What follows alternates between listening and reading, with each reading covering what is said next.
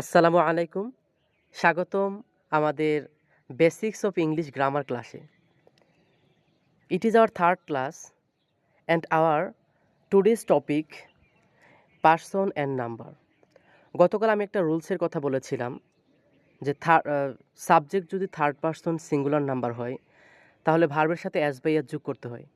তো তাহলে আমাদের চিনতে হবে পার্সন অ্যান্ড নাম্বার। তো আজকে আমি পার্সনের নাম্বার নিয়ে কথা বলবো। তো শুরু করা যাক। প্রথমে আসি।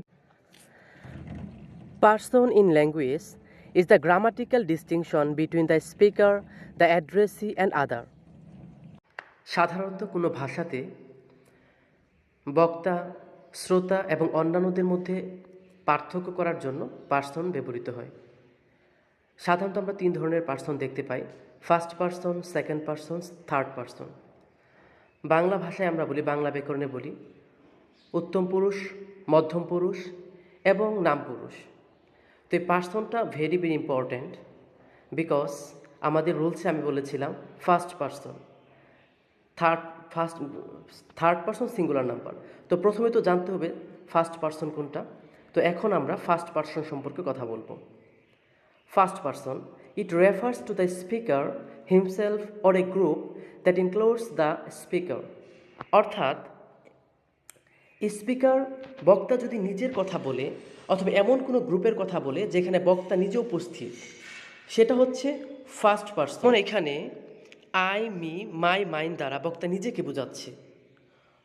অন্যদিকে উই, আস, আওয়ার, আওয়ার্স দ্বারা বক্তা এমন একটা গ্রুপকে বোঝাচ্ছে যেখানে বক্তা নিজে উপস্থিত অন্যান্যদের সাথে।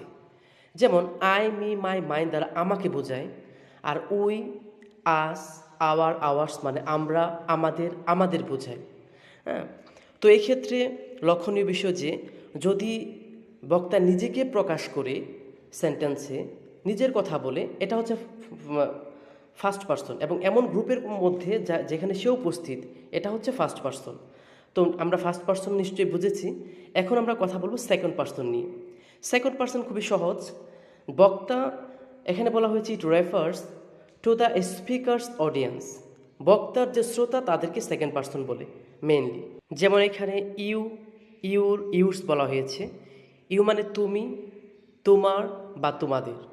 তো এইরকম ইউ, ইউর, ইউর্স এগুলো হচ্ছে সেকেন্ড পার্সন। এখানে বক্তা সরাসরি শ্রোতাকে বোঝাচ্ছে, সরাসরি শ্রোতা যে সে হচ্ছে সেকেন্ড পার্সন। এখন আমরা পড়ব third person. Apart from the first and second person, third person refers to anybody and everybody else. অর্থাৎ দুনিয়াতে প্রথম ফার্স্ট পার্সন এবং সেকেন্ড পার্সন ছাড়া যা আছে তার সবই হচ্ছে থার্ড পার্সন। যেমন হি, শি, ইট, দে, নেম, বিভিন্ন নাম এটসেট্রা। আমি আবারও বলছি, ভালো করে বুঝে নেই। আমি, তুমি ছাড়া দুনিয়াতে যা আছে তার সবই থার্ড পার্সন। যা কিছু দেখা যায়, যা কিছু আছে সবই হচ্ছে থার্ড পার্সন। তাহলে মোটামুটি ফার্স্ট পার্সন, সেকেন্ড পার্সন এবং থার্ড পার্সন আমরা বুঝতে পেরেছি। তো এখন আমরা চলে যাব নাম্বারে, কারণ আমাদের থার্ড পার্সন সিঙ্গুলার নাম্বার, আমাদের নাম্বার বুঝতে হবে। In English the two number categories are singular and plural.